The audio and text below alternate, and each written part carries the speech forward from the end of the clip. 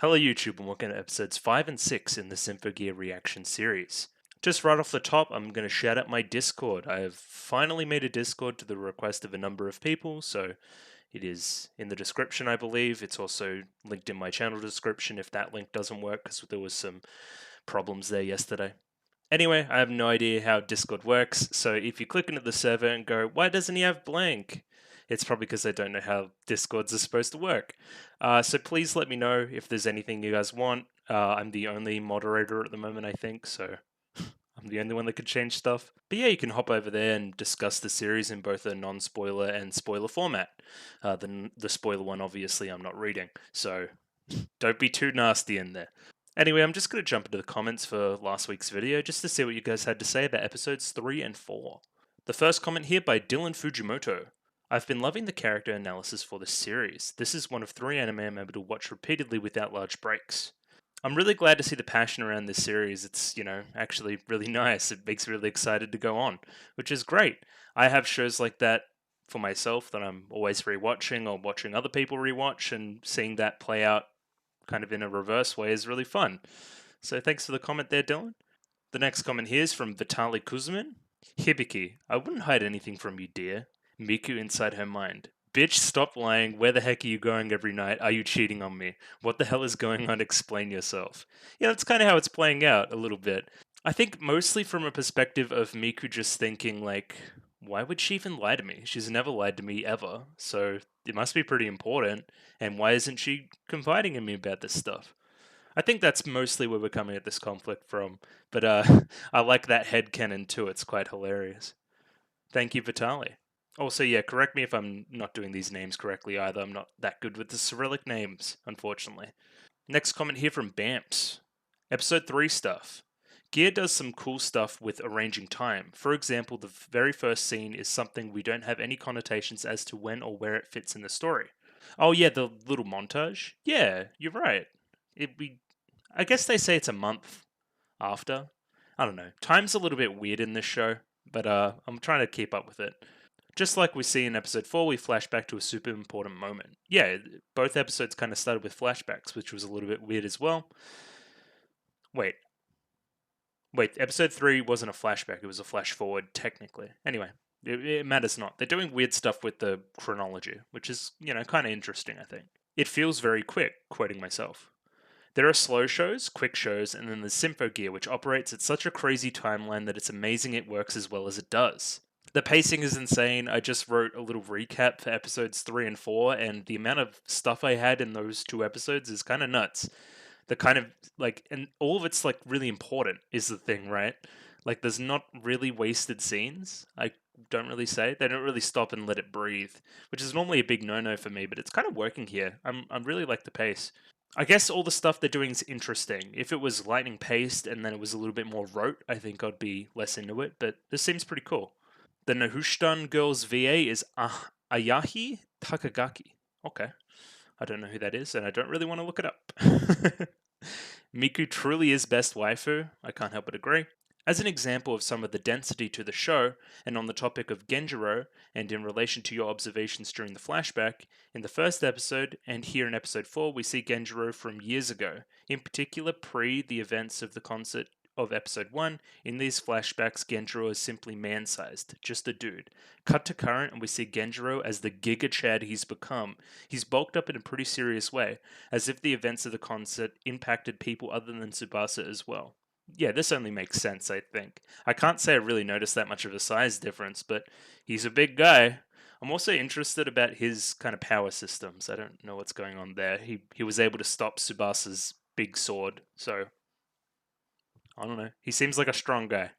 Next, we had a comment from Vincent. Vincent implied that the comment was spoilerish and tagged it appropriately, and I have not read it. And this is just kind of set out as an example of, if you guys want to say something slightly spoilery or that kind of thing, please spoiler tag it. I won't read it.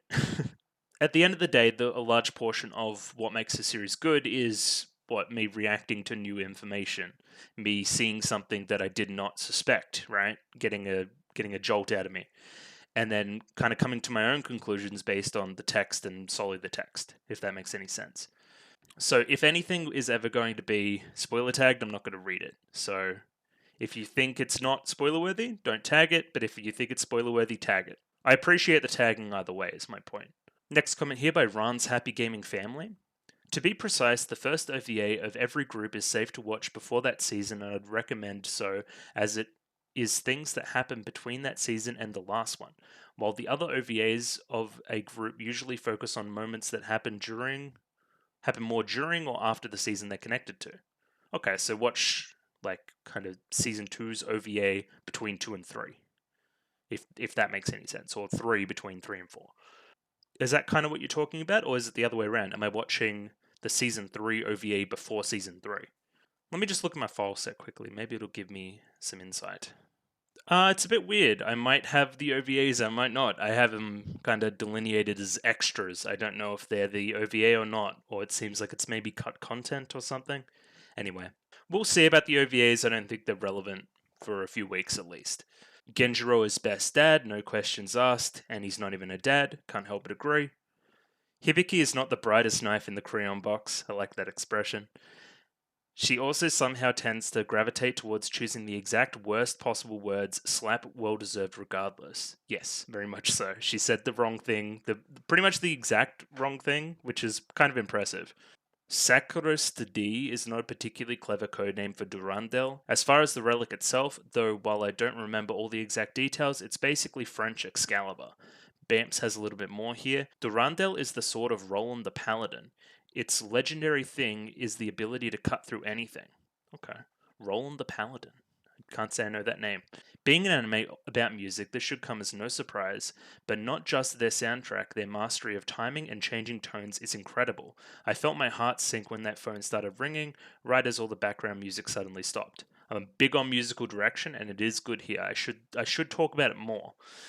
If you watch my Land of the Lustrous reaction series, I talk a lot about how good the musical direction is in that show. And yeah, it's kind of similar vibes here, I must say. Just it adds so much to like audio design and musical direction is huge. It's huge for making the good anime great. It's a huge elevating factor, and it's done very well here. Any bets on how long it will take for hell to freeze over? Is this in reference to Tsubasa's line? Yeah. Overall, Genjiro's entire family seems naturally talented in some way. Like Tsubasa, she did call him her uncle, though I don't think there's any real explanation unless you think genetics is enough to cause that kind of strength. Okay, is this, yeah, in reference to Genjiro's strength? Excuse me? Ganjiro. Yeah, in several songs are repeated, especially when the lyrics are mostly just describing the character's general personality rather than something specific they're going through, but both are worth paying attention to. The Yeah, I've kind of picked that up. It's most of them are pretty broad, but can be applied to a number of different situations. I think that's how they're doing it, just so they don't have to write music for every single episode. I'm imagining the important moments will be buoyed by unique music, which will be a joy to watch, I think. Thanks there for the comment. Had 3 comments here by Bonnie2132. Fruit themed noise make their debut? Yes, definitely for sure they did. They were very weird looking.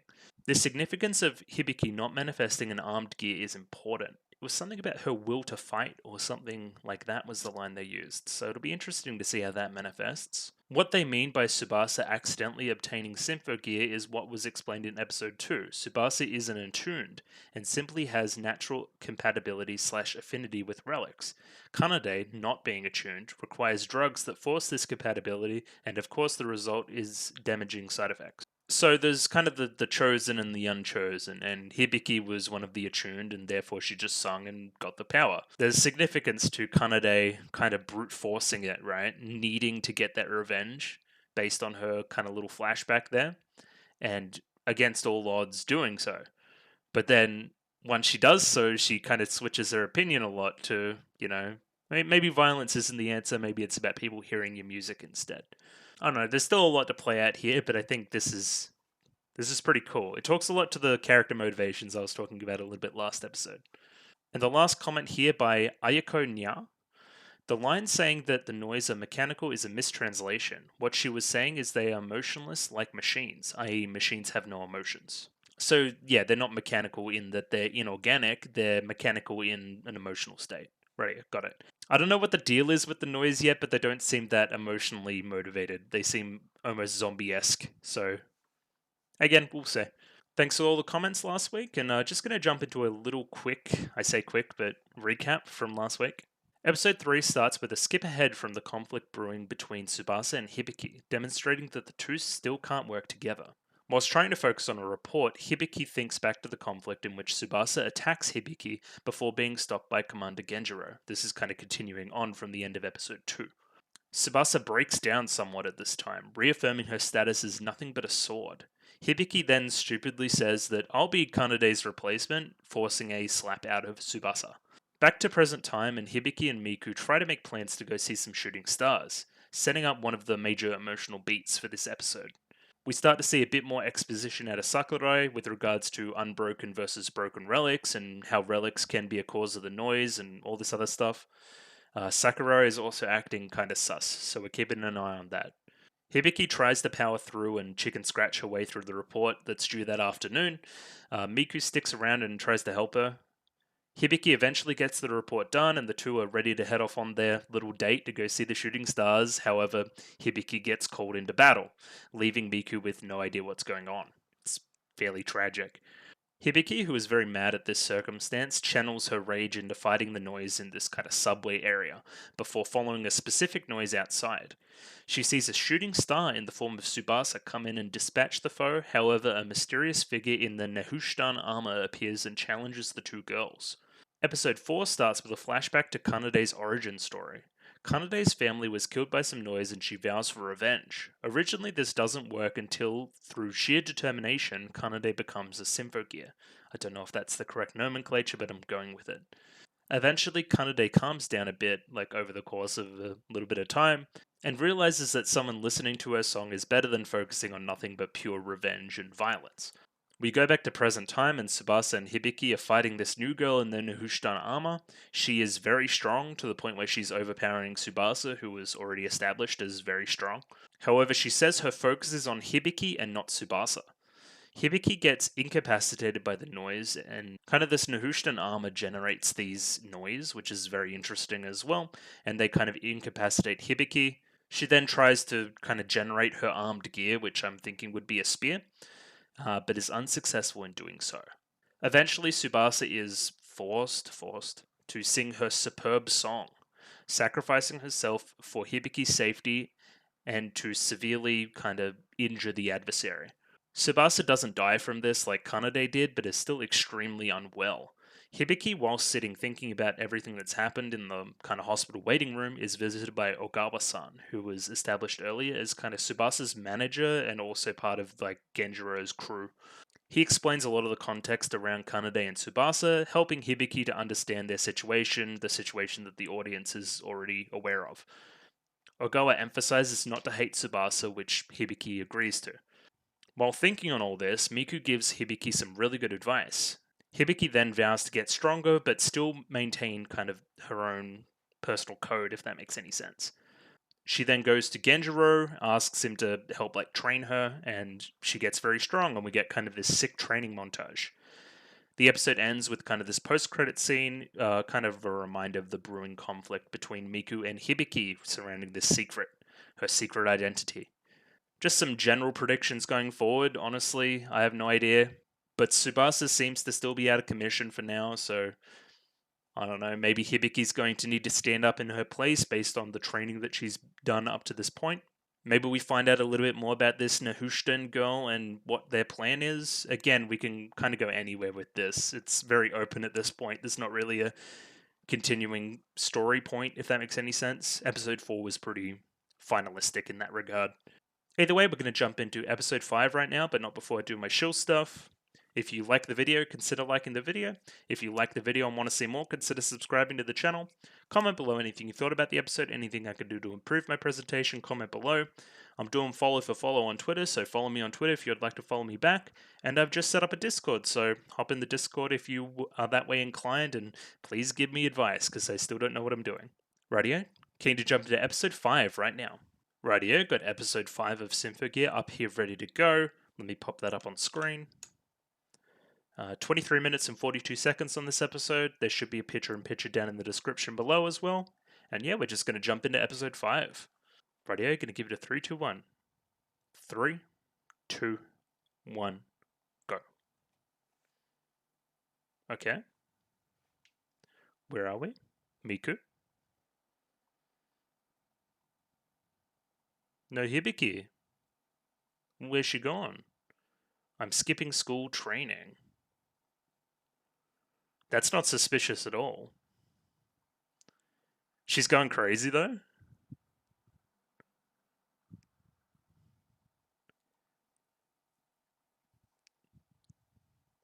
At least she's honest. Yeah, punch that bag real good. Oh my god. Uh okay, she seems strong.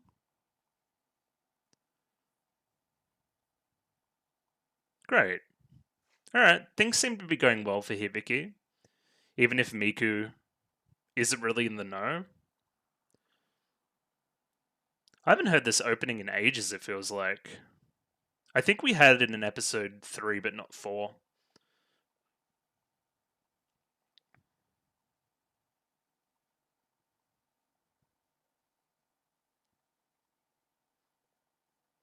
Oh, the shooting stars, of course.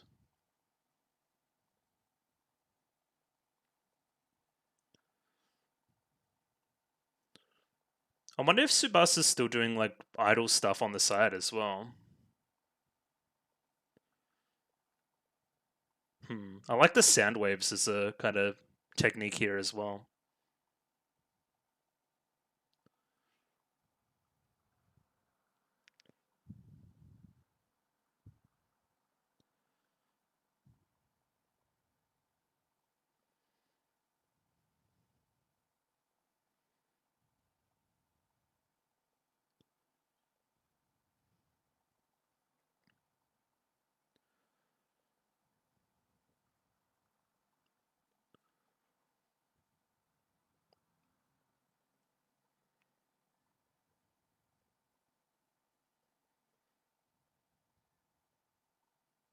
Yeah, right.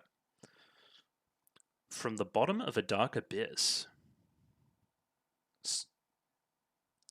I love the English.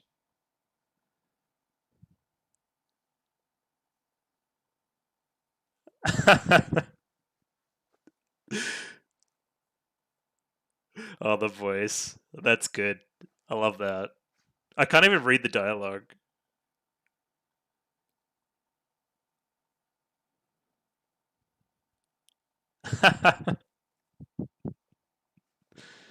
Oh, I didn't even know who this is. Oh my god. They're killing animals?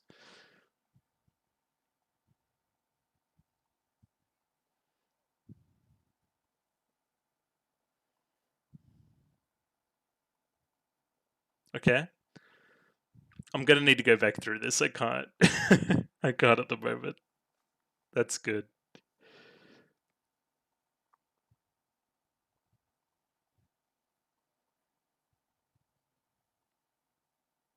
Okay, that's Nahustan. Chris? Kudrisu.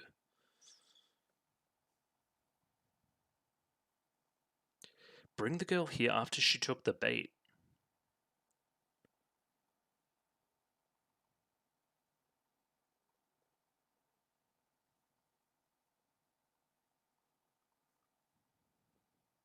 Hmm.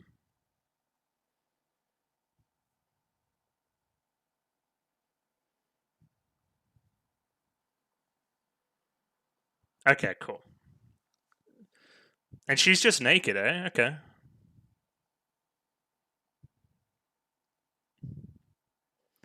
Alright, so at least we've established that I didn't think that she was like the bad guy. She is in fetish gear though, which is kind of interesting.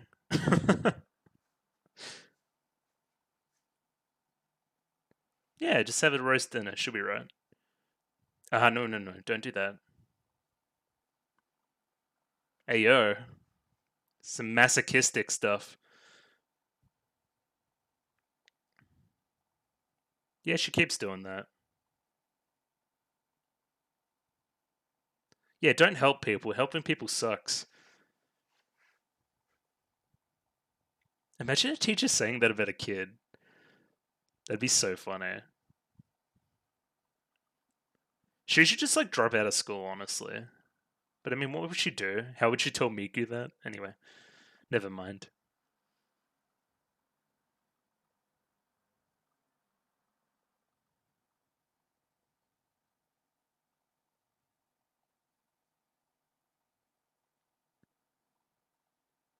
Hmm.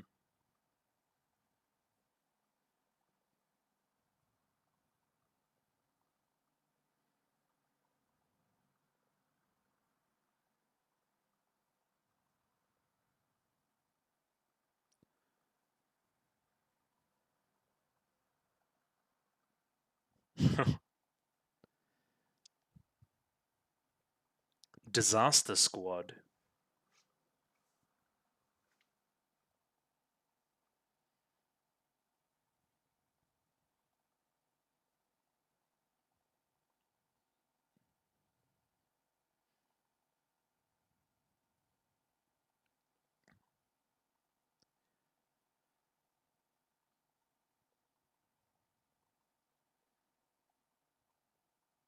Okay. Yeah. Yes.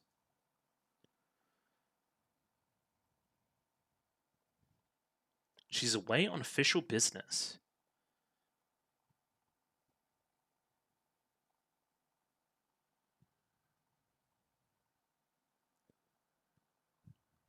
Huh.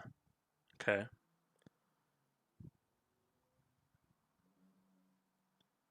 A government big shot summoned her.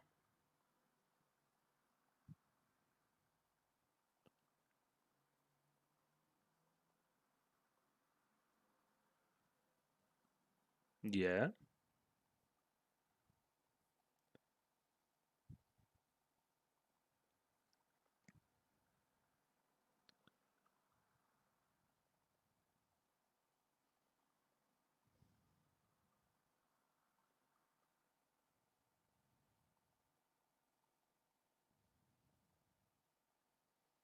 Yeah. Uh, her driving needs work? That was all very confusing. Yeah, you are. Ooh, I like that. Okay.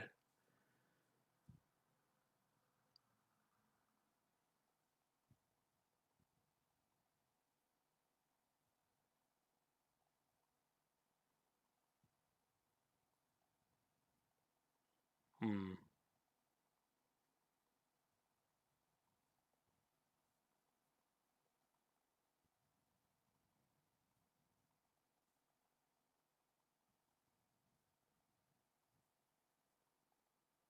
Okay.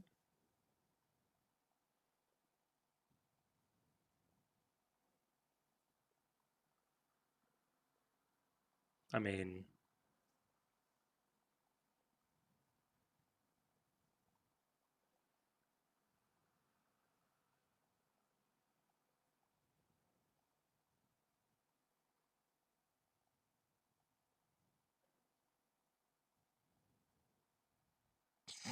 I like the face, little pout.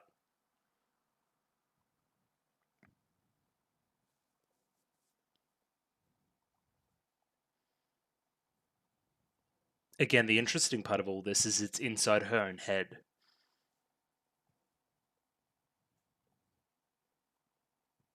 Yeah. Human actualization? It's completely up to you. Oh, she's awake. That's good.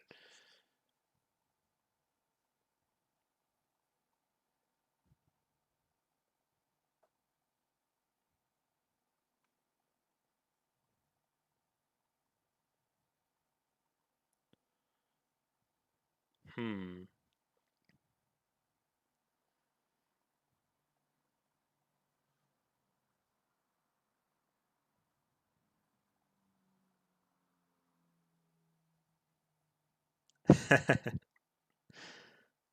I'm sure they'll understand.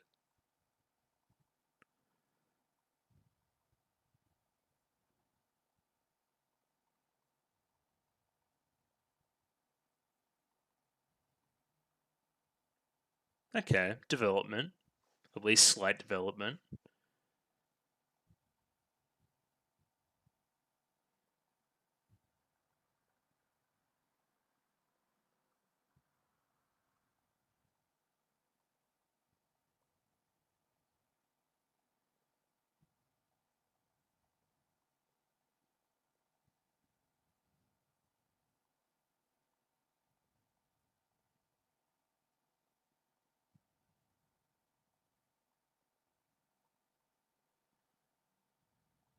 Ooh.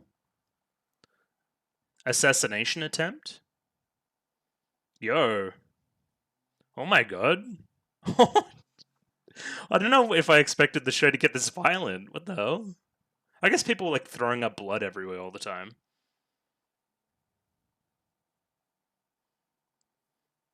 Is this the US or some other faction?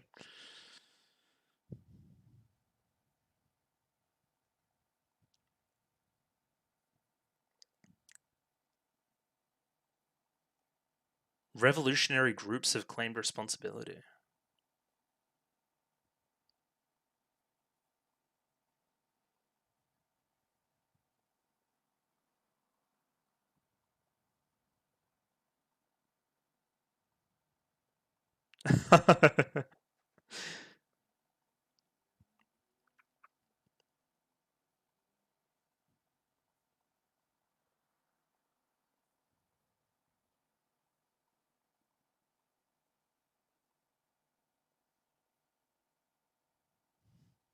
Something's going on. I don't know what it is.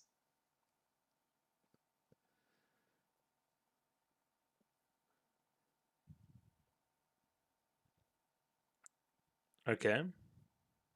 Sakuristo D. Okay, is it going to be like a raid?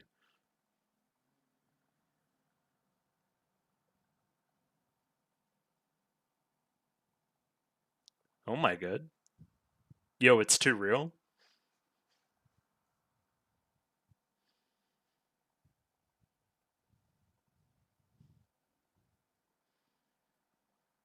Okay.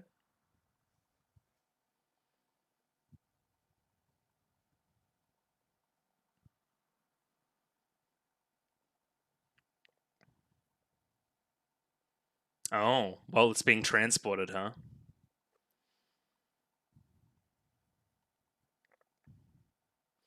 Are we sure that this is safe to be transporting something at this time? Like after the defense minister has been assassinated?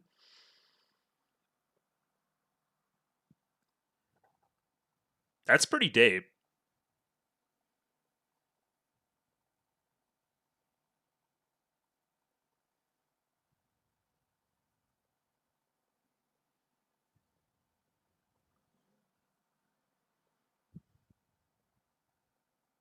You're being sus. She did a really bad job there.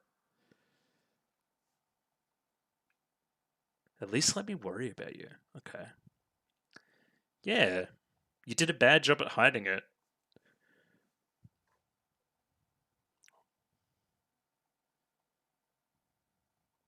Men, huh? Okay.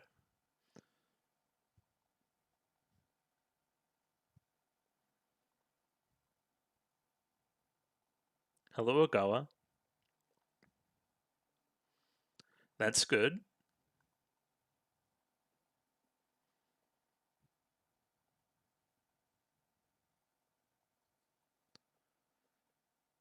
Yeah, I mean, she almost died, so.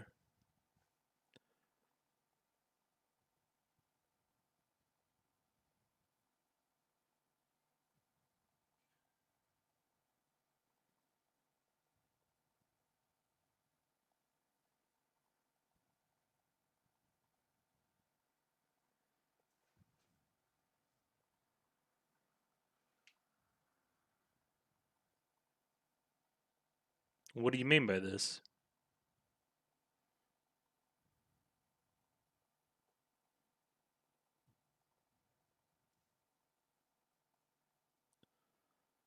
Did it? Sleep is good. It's a good conclusion.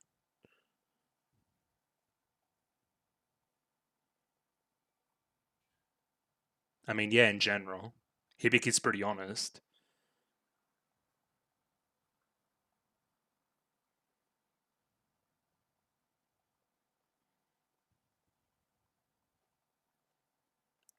Is that a good plan name? It was okay. You could do better.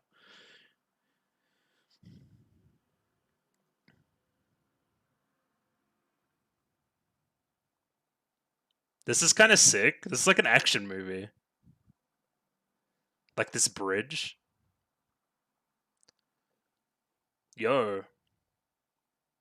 If we've established one thing, she's a she's an expressive driver for sure. Yeah.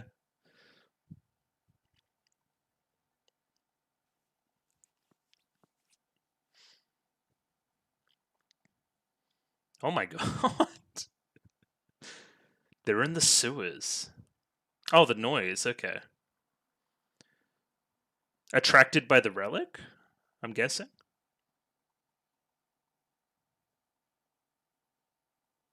Genjiro-kun.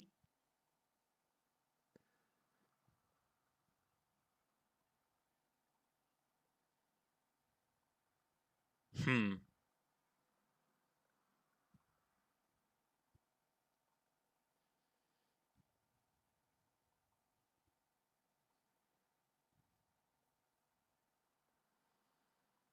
Oh my god, the music. The choir vocals. Oh, they're like big like germs. Like microorganisms but huge.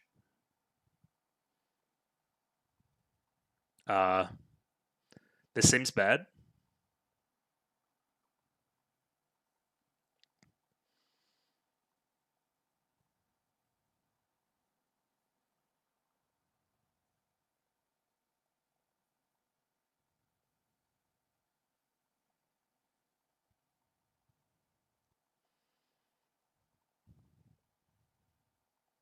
Hmm. I was about to say I'm watching all this very carefully. Yeah.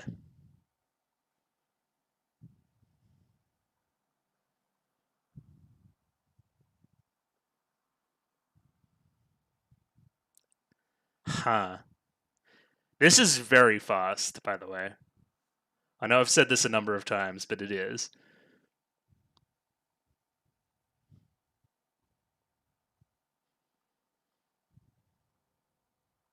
Great. Have we seen this specific transformation sequence before? I don't think we have. No, I think we have. I definitely remember that shot. Yeah. Oh, that's great. She changed her singing because she fell over. That's great. Yeah. Stuff the heels. We don't need heels.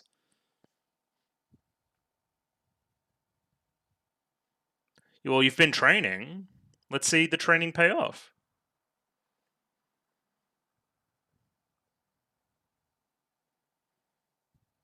Yeah, go on. Let's go, Hibiki.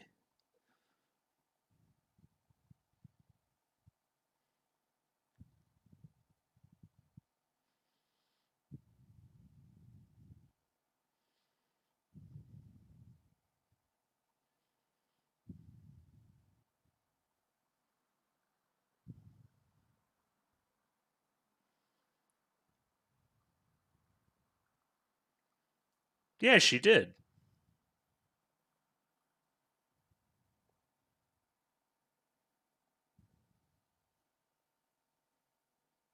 What is that signal?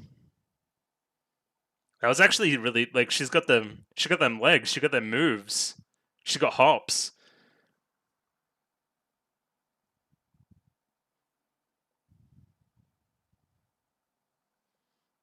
How can you use your armed gear?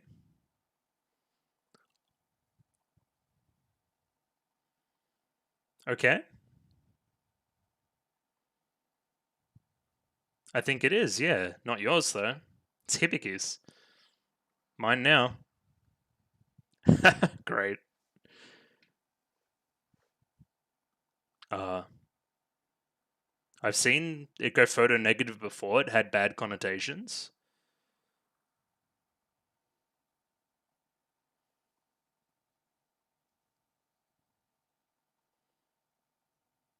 Oh my god. What is happening?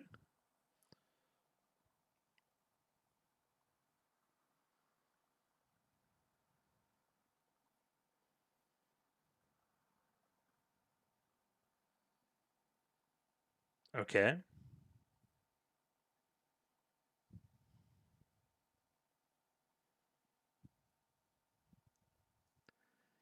Again, it's like something takes control, doesn't it?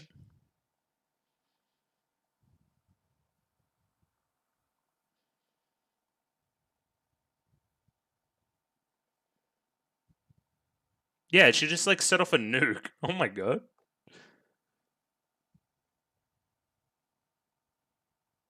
Hibiki's dead.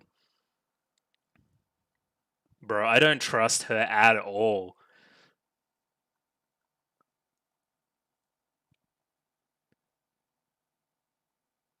And that's not even the end. It still goes.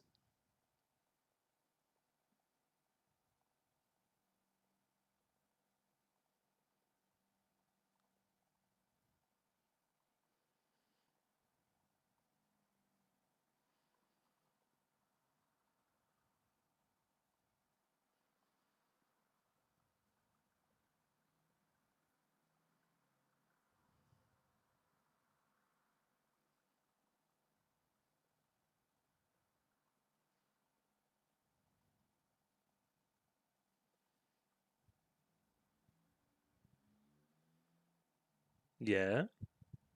Okay. To be continued.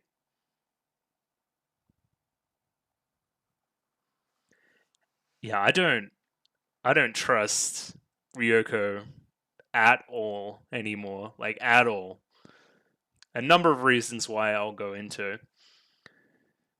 Where was she driving back from?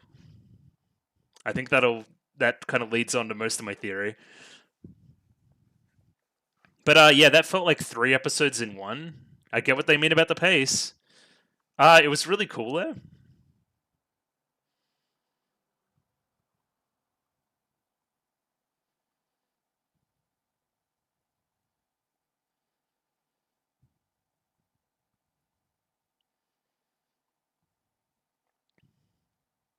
It's good that Tsubasa's seemingly in a better place. She's like dove even more internally, which is nice. It's kind of, I don't know, comatose state has given her some time to think on some stuff, which is good because she needed to.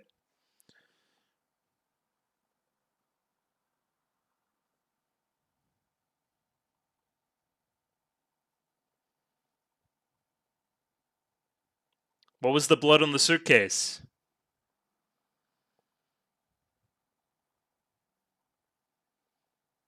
Yeah, there's lots of stuff pointing to Ryoko being not who she seems.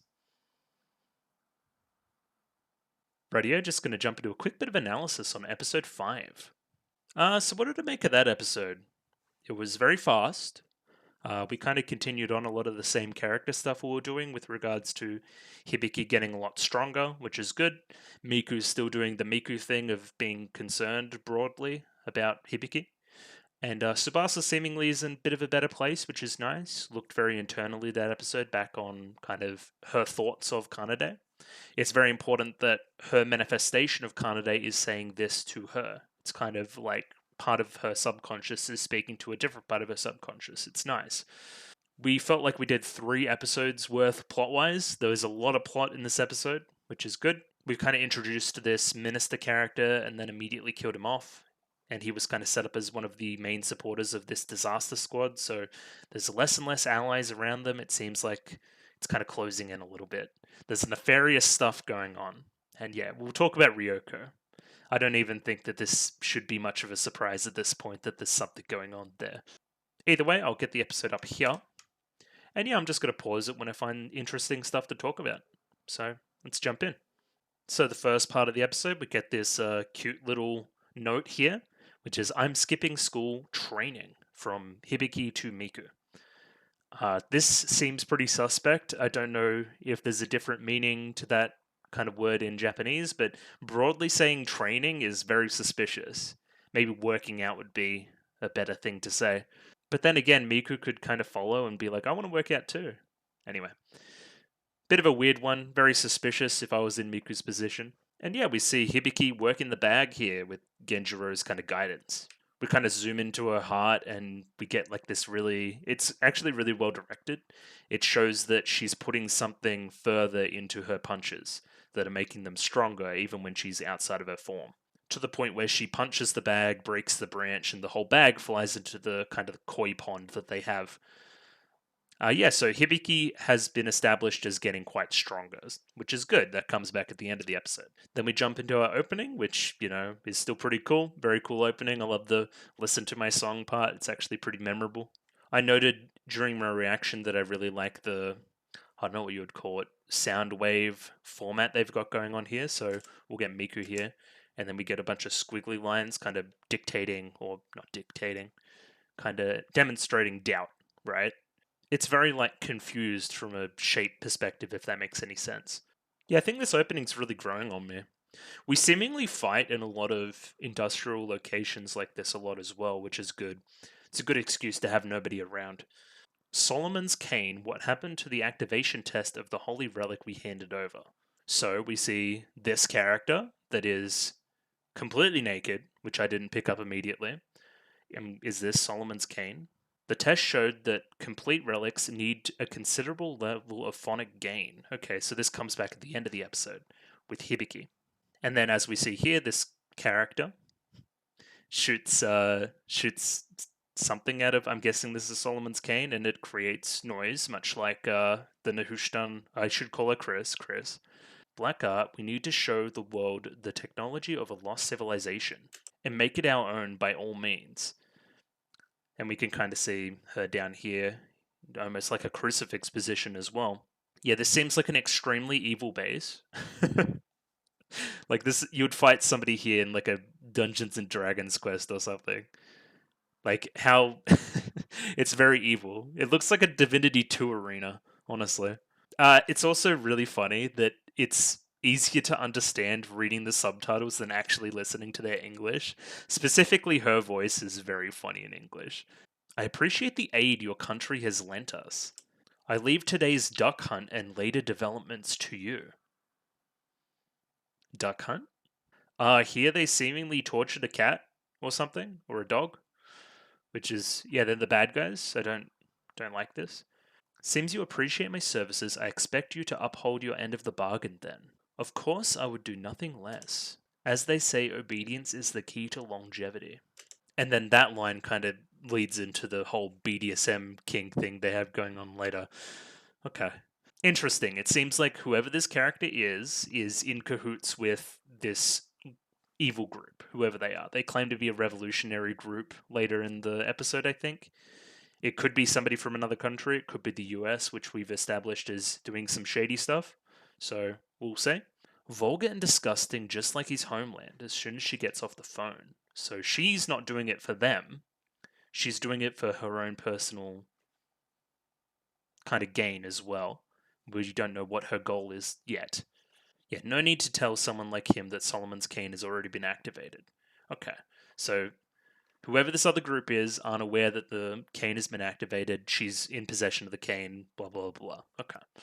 So to make my kind of theory bleedingly obvious, I want to zoom in on kind of this portion of her face. And we're going to think about other characters that look a lot like this. I can think of one that was also acting very suspicious this episode. That when this character approached the scene, didn't attack her directly, basically at all. I don't know. Maybe I'm completely off base, but this is what it seems like it's pointing towards. So right now here we're establishing Chris as somewhat of a, I don't know, hostage in a way, right? Like I'm blindly following this lady, whoever she is, uh, to see her wish granted. She's not she's not like kind of ethically like aligned with what she's doing, right? She's doing it for her own gain, which may be noble. We're establishing her as somewhat of an anti-hero at the moment, right? Doing the wrong things for the right reasons, perhaps. Perhaps she's been lied to, manipulated, perhaps. Which there's more evidence to which when we kind of see a little bit more of this, right? But then it's implied that she likes it as well. Again, weird. And she's very, very, very much in BDSM gear, so interesting. You have to accept me without a shred of doubt, otherwise I would have to hate you. Yeah, definitely sounds like manipulation. Pain is the only bond that can connect people's hearts. That's how it's always been. And this little look here, like, oh yeah, I trust you. Or she's just really excited about the turkey, I don't know. Yeah, very interesting scene that I wanted to go back through in a bit more thorough detail. Reveals a lot about what happens later in the episode, so maybe I should have paid more attention initially. Miku's still very sad that Hibiki's off training, and she is extremely tired from the morning's work. So officially, outside of the secret kind of society they're in, there's no kind of solution to the noise. There's no kind of even guise for it, if you know what I mean. Most cabinet members and ministers dislike this group, mostly because they seemingly cause more problems than they solve. They're like a necessary evil for the government, I'm guessing. Yeah, so Hibiki kind of sums it up here. So basically, everyone is having a lot of issues. So the noise keep popping up everywhere. The government's trying to cover it up. This kind of disaster squad's making more issues than they're solving, and the disaster squad is struggling to keep up with so much, considering that Kanade's now gone and Tsubasa's kind of inactive. Hibiki kind of asks, where's Ryoko? We pan to this room. It's implied that she's going to meet this minister. We see this character holding the briefcase, the very important briefcase. Whoever this is, I think I've seen him around before, maybe? And they're seemingly waiting for Ryoko. It's seemingly a meeting regarding the defense of this building they're in right now. So they keep talking about Ryoko. Ryoko drives a car down from the mountains at a very quick pace, whilst not being at this meeting. The weather's so lovely today, I feel like luck is really with me. Cool, so with the Ryoko thing firmly established, we move on to Tsubasa, who has a pretty lengthy little flashback sequence here. Well, I say flashback, kind of dream sequence. She even ponders like the real meaning of human life here. Like she doesn't know why she does anything that she does, which is a pretty deep question and kind of Kanade in her own mind. You take this too seriously, Tsubasa. A reed before the wind lives on where the oak falls. So potentially the oak has fallen and the reed may have to live on in her place.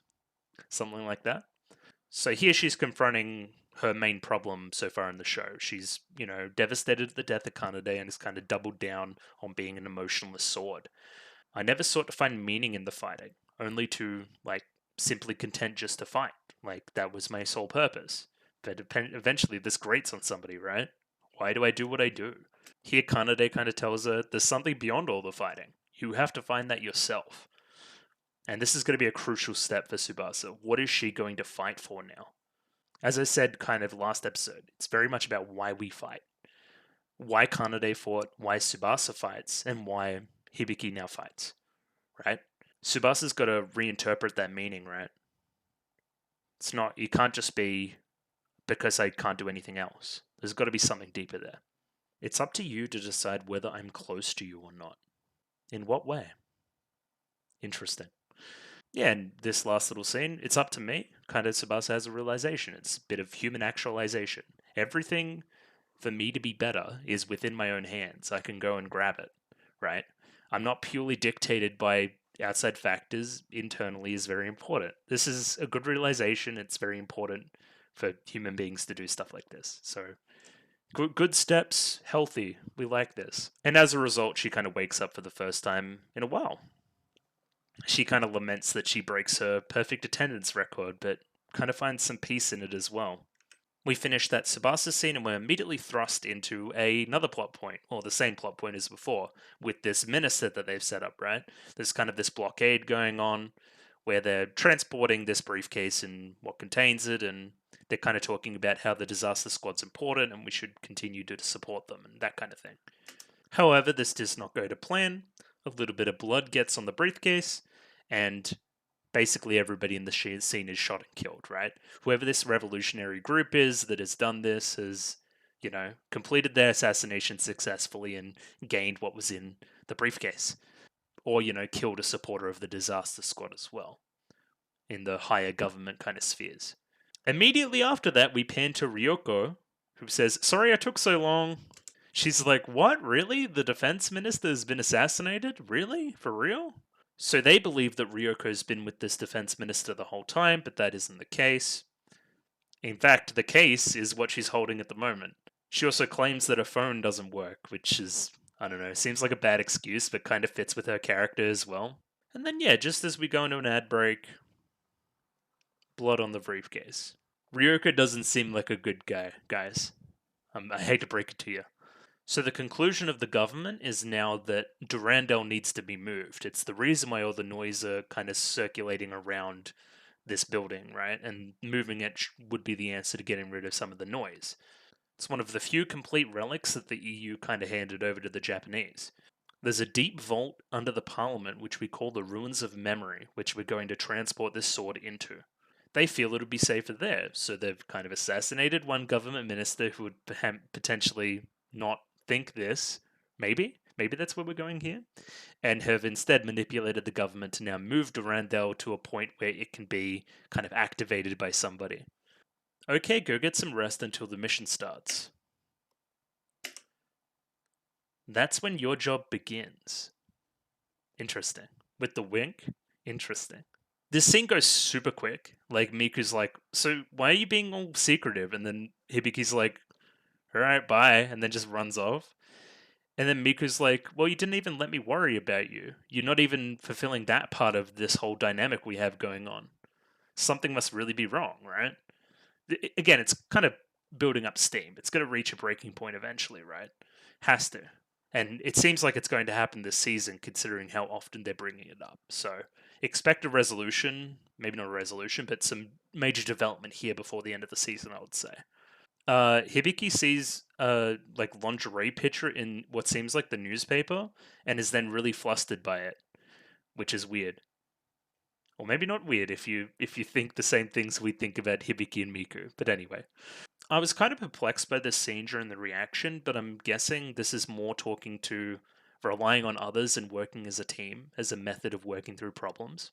So Ogawa kind of explains what he did to information control around Tsubasa's sudden disappearance in the public eye, and then kind of asks Hibiki for her opinion. Her opinion as a fan of Tsubasa as well. I just wanted you to understand that even the smallest things are backed by the efforts of many people. So rely on us. Don't hold all that responsibility on your own, Hibiki. Spread the load. Maybe tell this to Tsubasa as well. She could probably use this advice as well. Yeah, and then we quickly jump to the next scene, which is already the blockade towards the Ruins of Memory. They're transporting Durandal. And Durandal is in the back of the car here. So that's where it comes from later. I missed this during the reaction. This is a great setup. I love how long and kind of dangerous the highway looks here. I think it really sets up an awesome action scene. I'm guessing that this revolutionary group has set up explosives along the bridge, and that's what causes some of the cars to crash.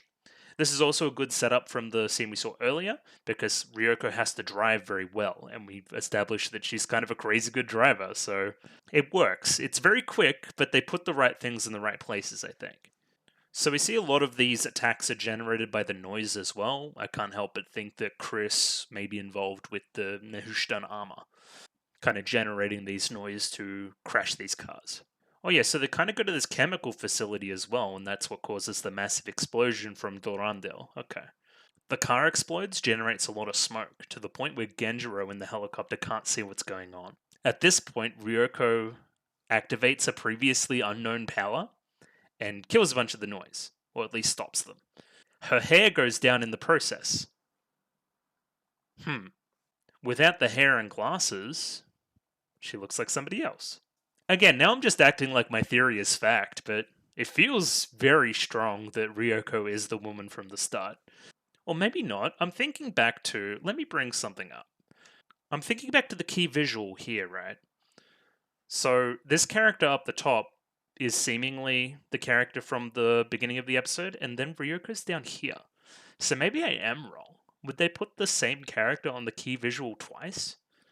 Interesting. I wonder if they did that. Maybe not. Maybe this character's also crying. This is fascinating. Either way, Hibiki is now activated and she shows off her training has paid off. I like how she gets rid of the heals as well. It's like these just get in the way and then she just kicks off the heals. There's also a particular point where she's singing and then the singing kind of changes as she trips, which was very cool as well. This surprises the. I keep calling her the Nehushtan armor. Chris. I can't remember Chris. Because before Chris saw that Hibiki couldn't fight at all. So the training has paid off and the training has paid off quickly. That signal, you've got to be kidding me, in reference to Durandal. It's activating somehow. So first, Chris lunges for Durandal, thinking, this is mine, this is kind of the purpose of what I've been doing up to this point. This is what I'm supposed to do in this situation, right? However, Hibiki jumps in and takes control. She grabs Durandal off of Chris and is going to use it for something, going to use it to defeat the noise. However, it seems extremely powerful and kind of takes control of her in a way. She kind of turns very beastly at this time. We've seen this before, kind of this overexposure to these relics, I think. That's kind of the cause. Ryoko doesn't seem that perturbed by what's going on. Yeah, she kind of loves it. As a result of seeing this look from kind of Ryoko at Hibiki, kind of Chris gets a little bit jealous and goes, don't underestimate my power, and tries to fight back. However, Hibiki's sword massively kind of swings through the chemical facility and causes a massive explosion. So I think part of this overall plan was to abduct Hibiki and take Durandal, right? Kind of, I'm guessing Chris was to take control of Durandal and then use that to incapacitate Hibiki and use the cover of the smoke to escape. However, Hibiki had other plans and this causes a different reaction out of Ryoko. I think this is what's happened. That was Durandal, the completed relic that was activated by your voice. A significant amount of phonic gain activated the relic. And you, what? Does it really matter? The point is we're both safe and sound. And yeah, that's the end of the episode. I've come to the same conclusion. It is extremely fast. It is kind of information overload in a way. It's kind of impressive. I don't really know what to think of it. It was definitely interesting and it's opened up a whole bunch of new plot points to follow. Like, still, what is Chris's deal? Like, what's going on there? Tsubasa should be back soon enough. Maybe in a way, like jump in and save Hibiki at a crucial moment or something. I don't know what we're doing with Durandal. Maybe it's a confirmation that Hibiki has some kind of special power. Or some kind of, I don't know, chosen one status to her, maybe.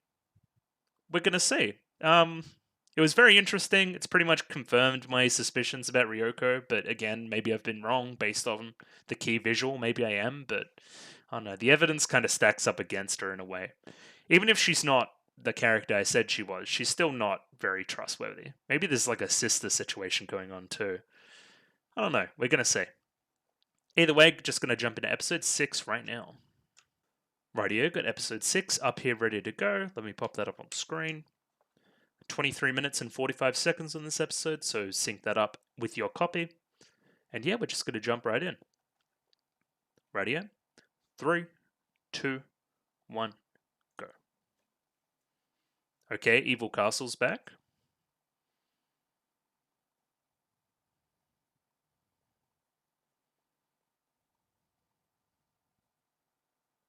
Fine?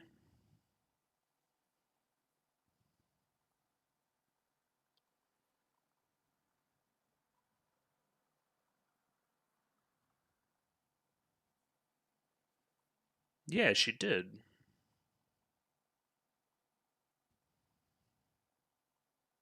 Okay, so yeah, Hibiki's a bit of a chosen one. This character named Fine, is that who we're calling kind of the eyeless one from the start of last episode? Took her half a year to prepare for Solomon's Cane. Is Solomon's Cane what she was using in episode 3 or episode 4 it was? Kind of that whip thing?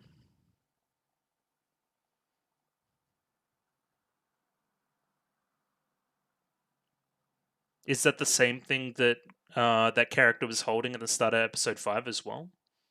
Okay.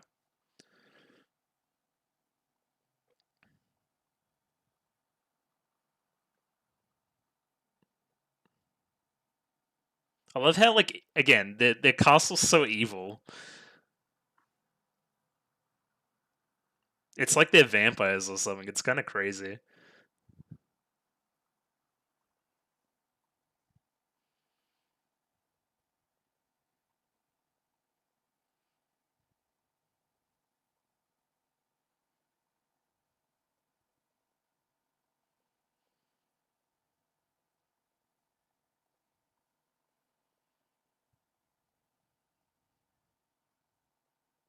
Okay.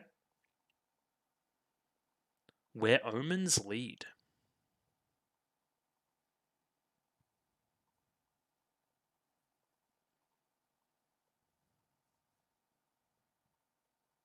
Ooh. Ooh. Ooh. We're gonna need to go back through that, I think. Like a slave girl or something. Ooh.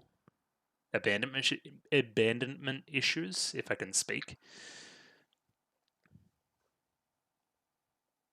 Hello? Close this one. No, you see, you're not Ryoko.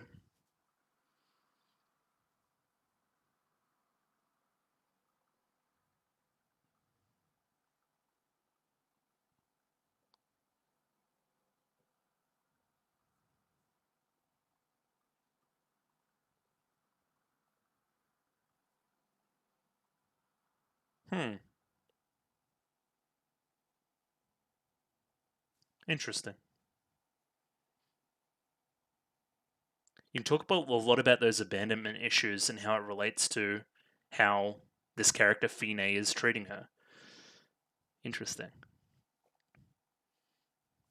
Tsubasa's getting back to where she was, kind of. Good. Keep on that track, please.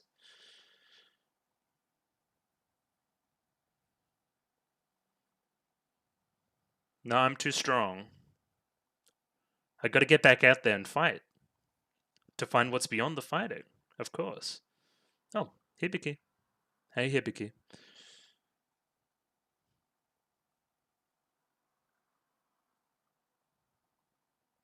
Ooh, Miku's like training with her. That's nice.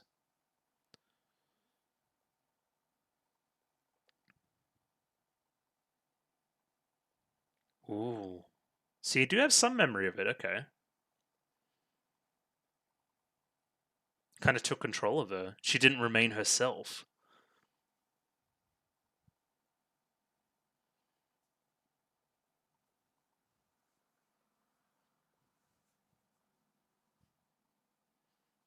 Okay.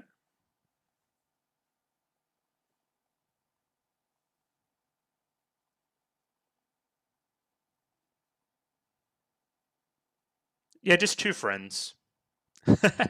Two bros chilling in a hot tub.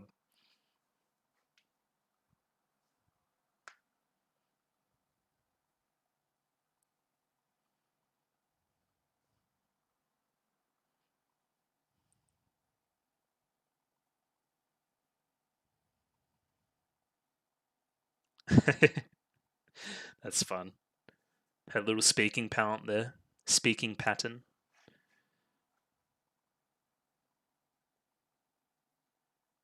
Hmm.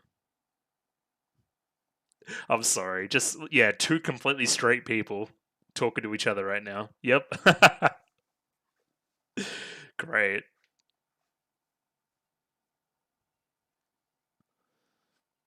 Great. The scream, too.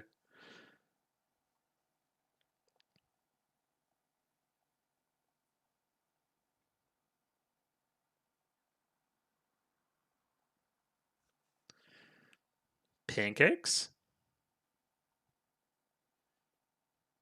Yeah, I'm sure that you'll be able to get to there and nothing will get in the way.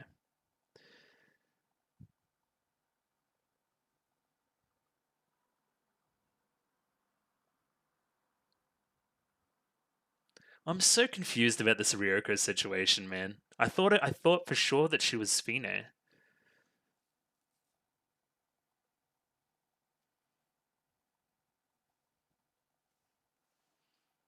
That's specific.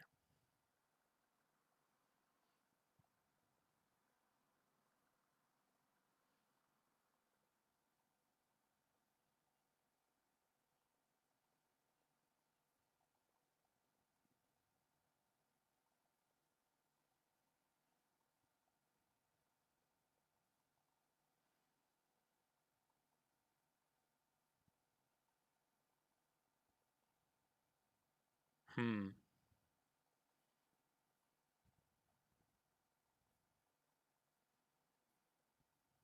Huh.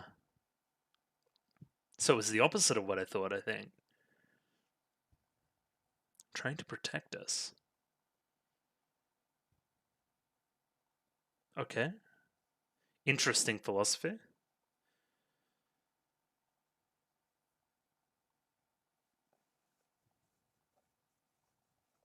Interesting.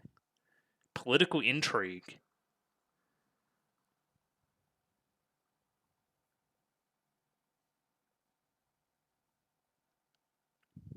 Hmm.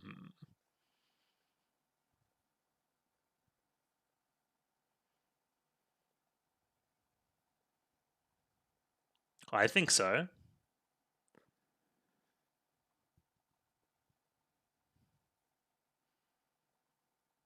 You'll go check it out. Lipstick on the cup.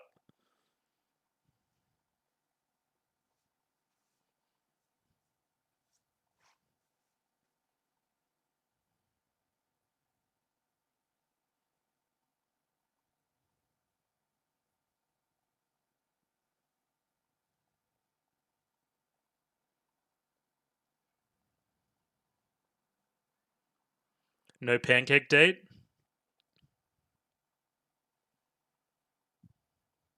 Okay, not the pancakes. Just shopping. Okay, yes, the pancakes.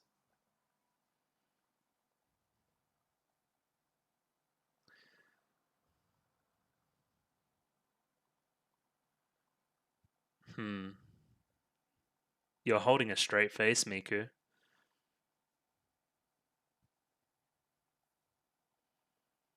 Maybe follow her. You gotta follow her? That's something I would do at this point. Is that gonna be it? Interesting. Okay.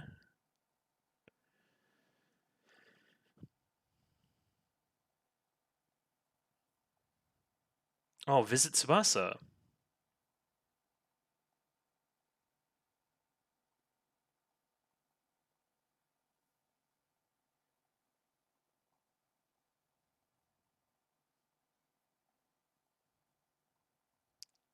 Yeah, that's not. That's okay. She's just been living.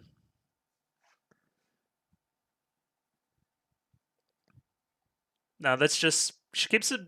She keeps a messy room. That's fine.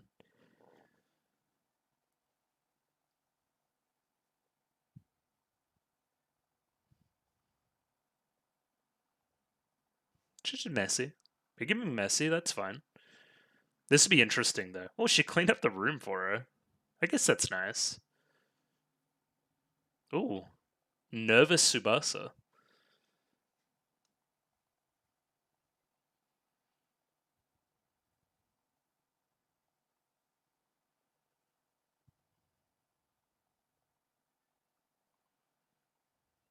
No, she never cared about anyone else. Only fighting, right?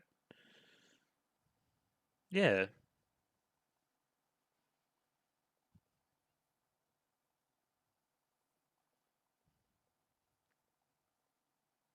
Ogawa cleans up your stuff for you.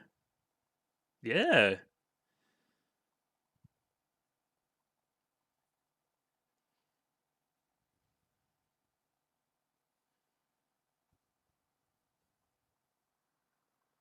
You could clean it yourself. But I mean, do what you want. Who cares if it's messy? You don't want to know how much I clean up my room for recording and stuff. And it's not even that clean back there. Wait, you're doing a good job at taking my place? I'm not trying to take anybody's place.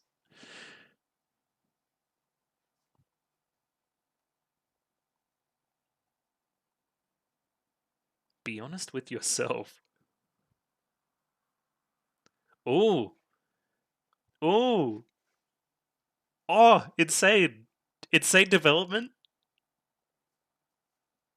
Yo. That's insane. Because she would think the wrong thing completely and totally, right? Because she knows that Hibiki's a fan of her music.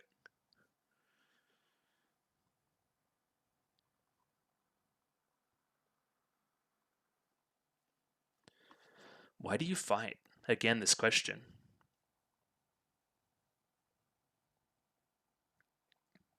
You don't know. Yeah, that's a good enough reason, I think.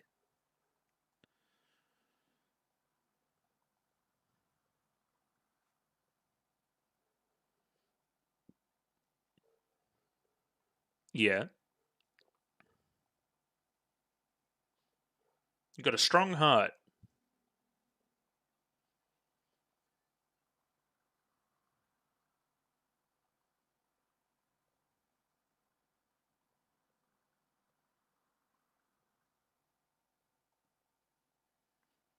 Hmm. Kanade? Inspired by Kanade?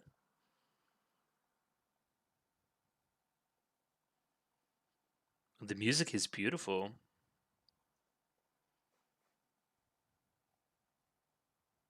This frame too is really nice.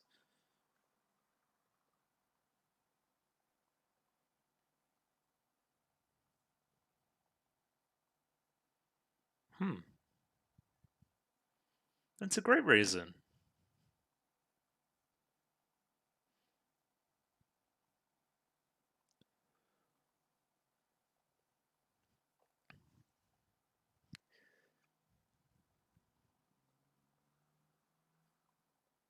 Hmm. Are you talking to yourself?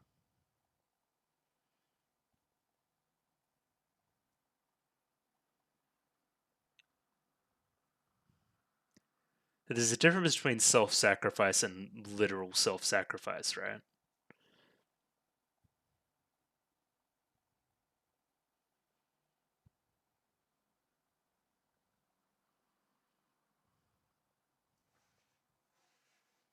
Yeah, you were.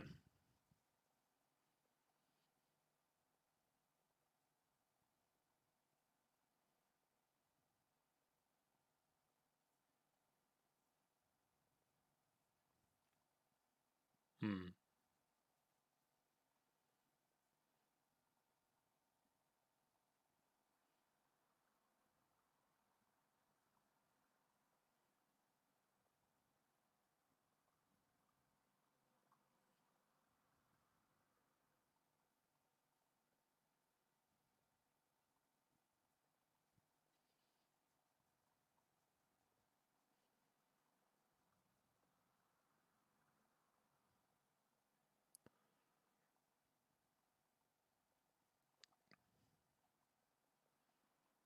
Yeah, you do.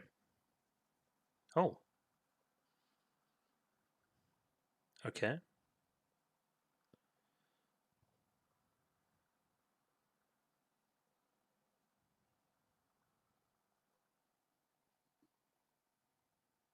Yeah, you did try to do that as well last fight. But then you, like, without pause, attacked her when you were wielding Durandal. Interesting. Poor Miku. We love Miku. Oh, is this from the opening? This lady?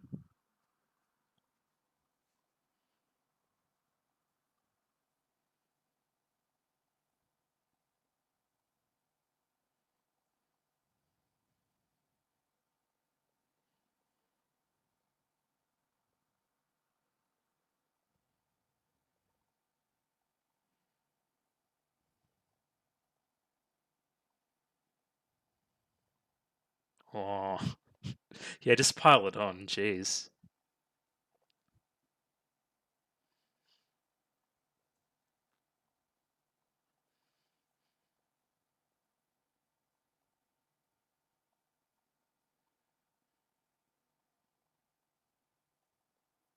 The music here as well. I love the quieter pieces in this show.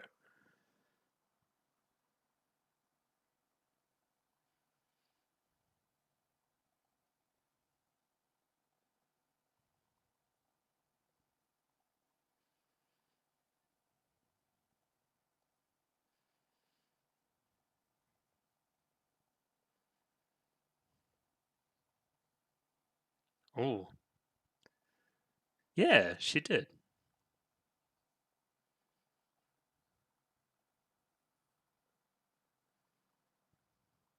Oh no, don't do that. Don't do that.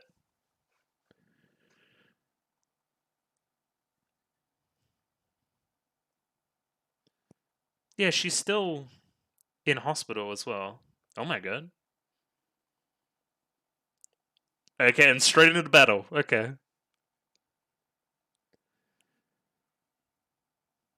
Ooh, it's all building to a head because Miku's out as well. Miku might see Hibiki, right?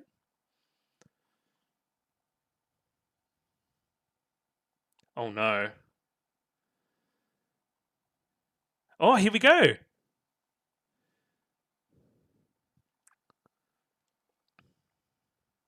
Poor Miku.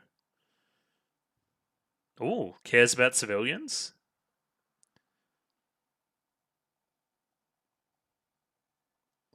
Ooh, you're gonna need to save Miku. This is a huge development. Yo, what is Miku thinking? Oh shit.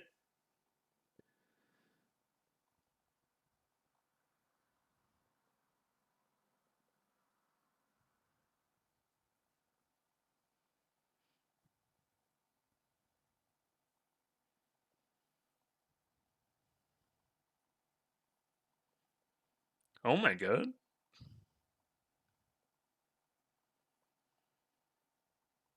She's kind of singing about Miku here as well.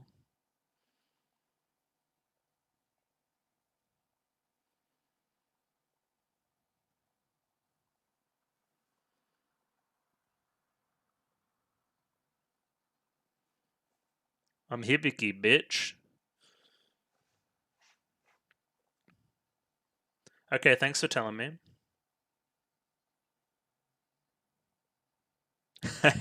Great line.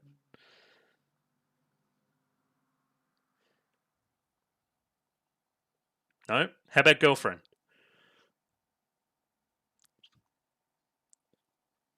Yeah. Just like you were talking about before. Okay.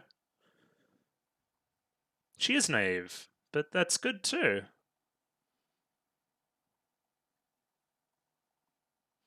This is her own armed gear.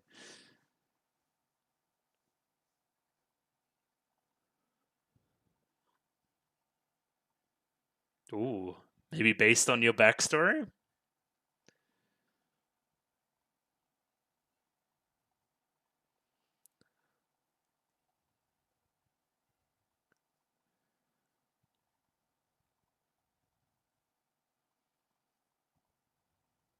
I'm just gonna murder you instead.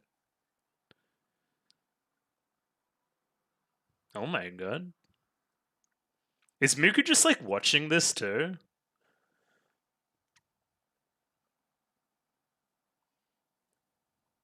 Another like black hole move? Oh, two. Take that. How's Hibiki doing?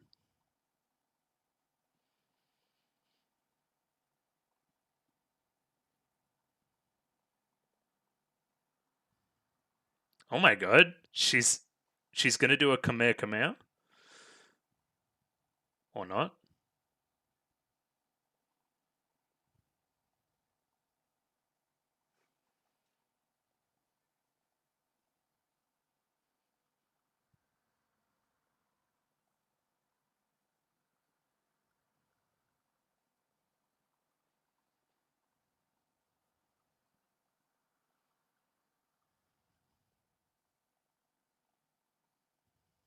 Oh shit.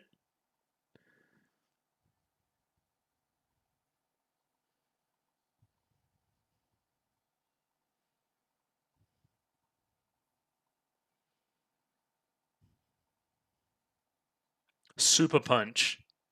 Power fist.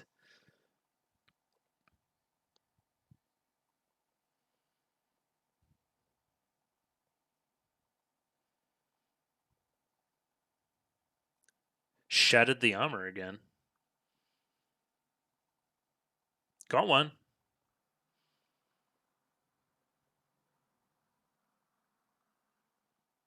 Okay, so like there's trees in the way.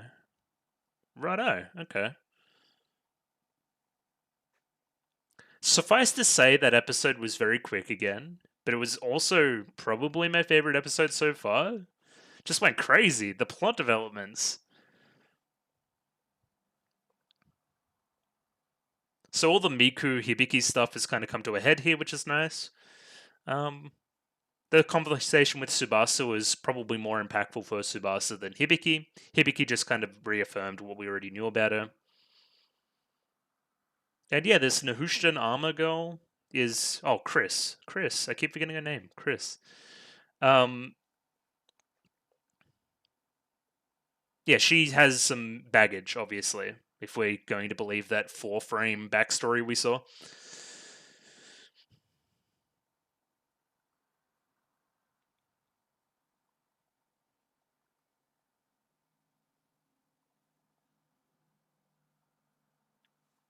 Is she singing the ED, maybe? We might have to look at that as well, maybe at a later date.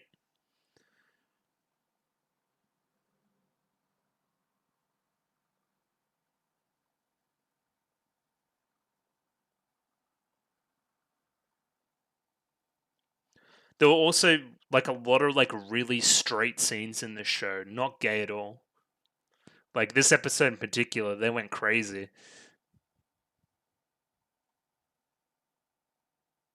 Radio, gonna jump into a bit of analysis on episode 6 of Symphogear. So yeah, I'm gonna say it again. The pacing is kind of nuts. Like it's very, very, very, very, very quick. But despite that, this is probably my favorite episode so far. I just really loved it. I love the Tsubasa Hibiki stuff. I love the drama we've created with Miku. I want to see where that goes now. All the different story threads are kind of coalescing in this episode. It's actually really nice. We have the setup for Chris, or Kurisu, whatever we want to call her.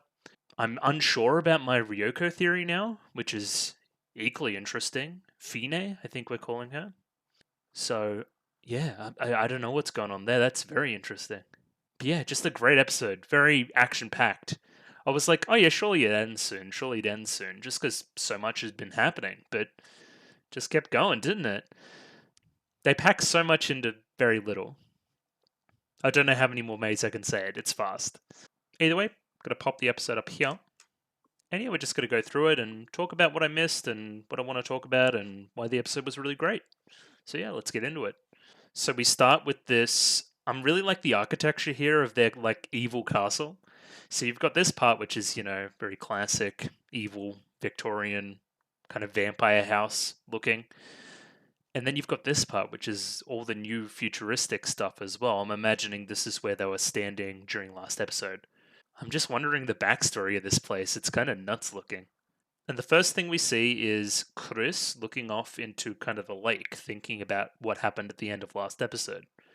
Fine said that a huge amount of phonic gain is required to activate a complete relic. I spent half a year preparing for Solomon's cane, which I'm imagining is her weapon, but she was able to handle that sword instantly. So it does seem like we have a little bit of Chosen One stuff going on. It seems that Hibiki has some inherent power to her. Potentially something to do with being attuned as well. Phonic gain. Don't really know what it all means yet, but she's special. So yeah, not only was she able to wield it, but she was able to use it. She was able to harness its power. Again, she didn't really have control there. It seemed like something else, some kind of other instinct took control. Because as we learned later, Hibiki very much wouldn't swing a weapon at somebody else, another human. That's just not who she is. Unless obviously that human's really bad. Again, we could maybe put this stuff to the test a little bit, similar to how we've done with, I guess, spoilers for Monogatari a little bit, where we're putting people's kind of, I don't know, worldviews and that kind of thing to the test. Maybe we'll see something like that. Maybe when Miku is threatened. We'll see. So here we get a little bit of character development for Chris, right? And this is kind of where I thought we were going, maybe. Where a lot of it seems to stem from abandonment issues and, lack of parents perhaps, and moving from place to place. And I'm going to go through these frames and the backstory here in a second as well. So her thought process here is Fine wants me to capture that girl, so she must be obsessed with her. I'm not going to go capture my replacement. I'm not going to do something like this. I'm going to, but I also simultaneously have to prove myself to her as well, so she'll keep being around. Again, screams of abandonment to me. And this is kind of her backstory stuff, right? I'm guessing this is a noise attack or something to that effect. This is probably apparent. Pretty heartbreaking stuff. Kind of similar to what happened to Kanade in a lot of ways, if we can interpret this the same way. Yep, very sad. Taken in by some kind of militia as a child slave? Did we mention child slaves before for something? Oh no, that's ringing bells. I don't know why. Her dress she's wearing as well, she seems fairly well off compared to the other kids at least, or maybe this is just kind of the differentiating factor that she's the main character we're meant to be looking at in the scene. I don't know. Either way, they're being fed, I don't know, porridge and bread, it seems like, some real staples. And kids being taken out one by one and dealt with in some way. Again, I'm unsure what's really going on here, but she's had a pretty troubled past, it seems like, causing her to feel the way she feels right now. Eventually, maybe Hibiki's light will reach her. That's what we can hope, anyway. Yeah, then I'll be all alone again. So I'm guessing that she has some kind of inherent power or some kind of inherent will that someone like Fine found appealing and then has been manipulating her this entire time, right? Kind of feeding into these issues. Sucks to be her. That's a pretty tragic backstory. And then we can kind of link this into the weird BDSM thing we saw last episode as well. Like, I don't care what it is that you do to me, I'm just going to be happy in your presence. Like, pretty sad. Like, really sad. Again, like, to me, it's pretty obvious this character's going to turn at some point and be good. So, I hope that happens. That's going to be satisfying when it does happen. So, yeah. We get a quick look at this Fine character here. Yeah, I don't think that's Ryoko. At least not on the eyes. Maybe I've been wrong this entire time? I don't know. They seem related though. Ryoko's still not good, is my point. Huh. This is fascinating. So, okay, Solomon's cane isn't her weapon. She chucked away, I'm guessing this is Solomon's cane, back to Fine and said, I'll prove I'm better than she is with my own weapon already. Okay, which is probably part of the armor. So we flash away from that scene and we see Tsubasa kind of walking through the hospital. She's trying to get back up to speed as quickly as possible, much to the kind of, I don't know, disapproval of the nurses. Yeah, they would want you to lay in bed. It's a pretty big liability issue if you hurt yourself. So here we're going to talk about what's out there beyond the fighting. This is Tsubasa's thing, right? So I've tried just fighting for the sake of fighting, being a sword, emotionless, and no motivation behind anything. And that didn't work. It led me to almost kill myself, essentially want to kill myself, or self-sacrifice anyway. She's seen the light a little bit. She's seen what Kanade kind of did during her time and why she fought, right? She's kind of thought back on... Again, it's inside her own head, right? So this is something she always knew, and then she's just had time to reflect on it. What's out there beyond the fighting? Why do other people fight? And this prompts the questions to Hibiki later, and we get some answers there, which is good. I think it's time for Tsubasa to kind of develop her own personal code in a way, right? Kanade's to this point has been to sing to as many people as possible. She seems to really enjoy that. So that's kind of her motivation at this point. Well, if she was still alive, that is. Hibiki's is well demonstrated later, but what is Tsubasa's? Why does Tsubasa fight? Other than it seems like she's been kind of grandfathered into it, in a way, right? That she was attuned. Why was she attuned? We'll find out shortly, but that's the big question for her going forward. And then while Tsubasa is looking out the window here, she sees Hibiki just trying her hardest. Probably something she didn't expect to see, considering she thinks Hibiki thinks this is a joke. She sees Hibiki really taking this seriously, and this probably cools her response to her a little bit later as well. So Miku did track in kind of the previous level of school, middle school, I'm guessing. So she should be good at running, and Hibiki is kind of like running past her very easily, which shows that Hibiki's been training. The training's paying off. Or there's some other factor at play making her stronger. So, so we've just finished talking about Tsubasa, and then we jump into a very important point next. This is what I mean by fast. So she's just running. She's like, the scary thing about the Rundell isn't its power, but that I swung it at that girl without any hesitation. So yeah, this is something Hibiki would never do, which we establish later. again, it's like this animalistic side of her gets activated, right? I've seen it a few times now. I saw it down in the subway. I saw it in the first episode when she kind of gets the power. Interesting. It's something we have to track going forward for sure. What causes this? Is this going to come out at the wrong time? Is this going to give people the wrong impression of her? Is she going to do something that she regrets? I can't just stop at the goal. I have to see what's further beyond that as she runs past Miku. As Miku is left behind, kind of staying in her normal everyday life, kind of Hibiki's running ahead. This causes great sadness for Miku, right? That comes to a head later in the episode. Now it's time for the straightest scene ever put on video. Yeah, like, they're sharing a bath, guys. Like, if you would have to be, you'd have to have the worst gaydar ever to not think they're gay.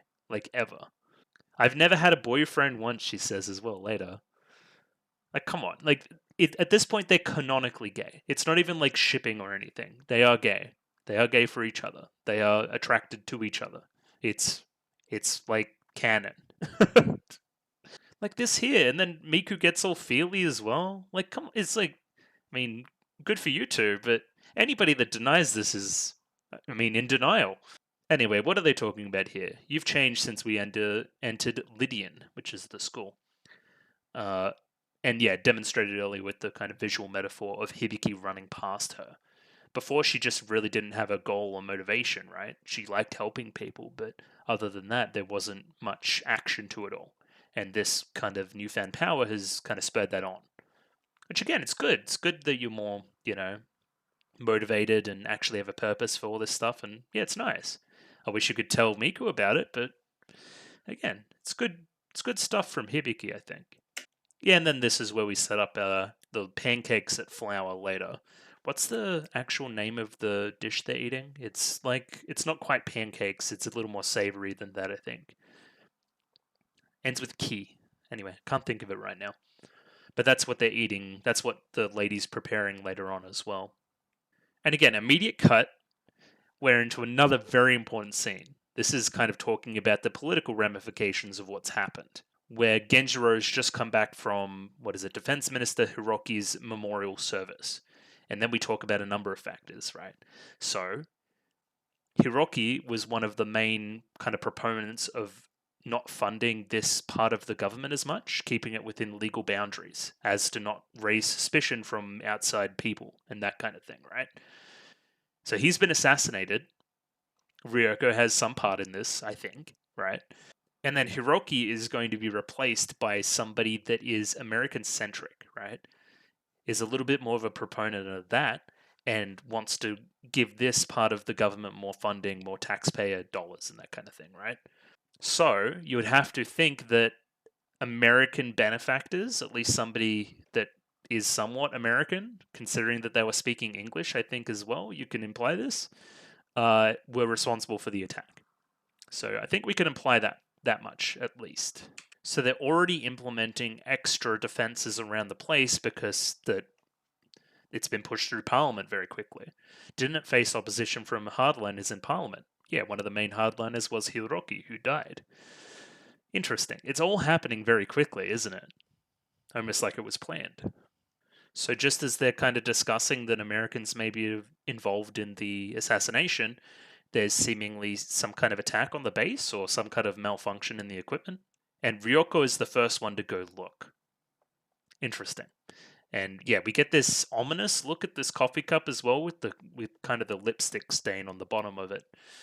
I don't know what this is implying, but again, it's like framed ominously, isn't it? Cool. Immediately smash cut into next important scene.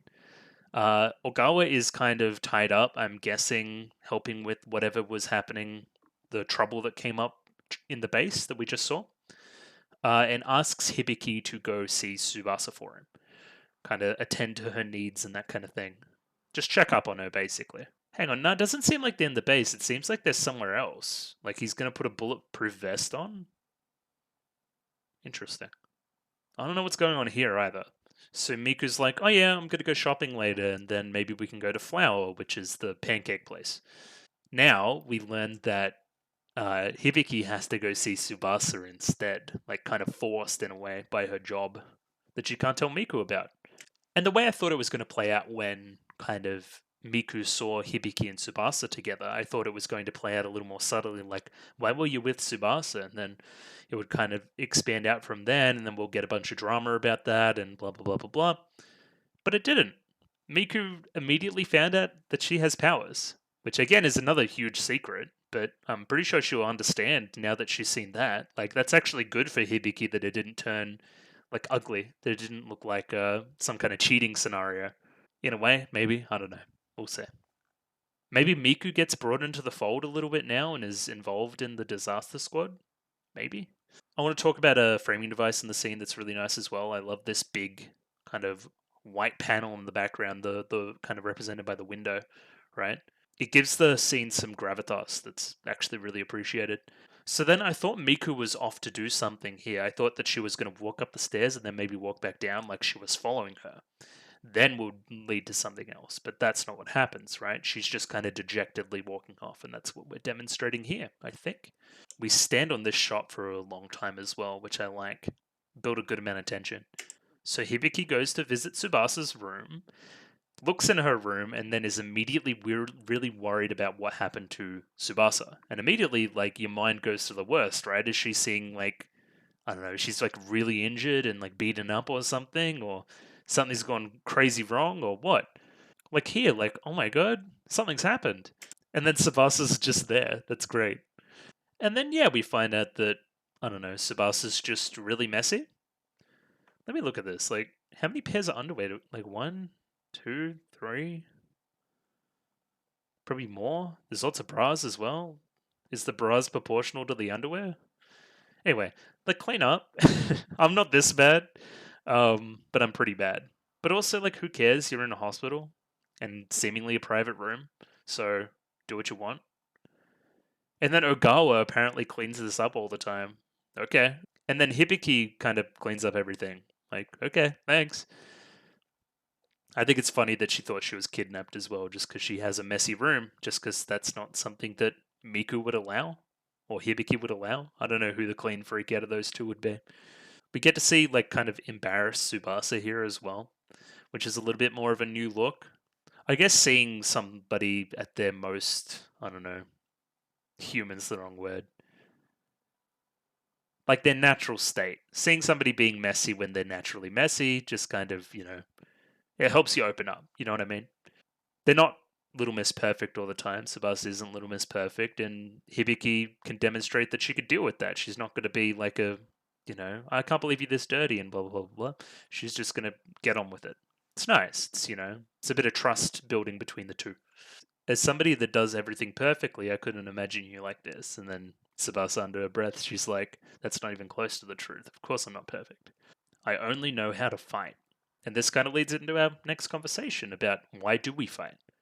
I like this here as well. Kind of Tsubasa says, I've been reading the reports. You've actually been doing a really good job taking my place. And then Hibiki immediately, because last time she said she was trying to replace somebody, she got a slap in the face. That's not true at all. I'm not trying to replace you. This is, progress. Progress from both parties, I think. They're trying to meet in the middle, I think, which is good. They're resolving the conflict.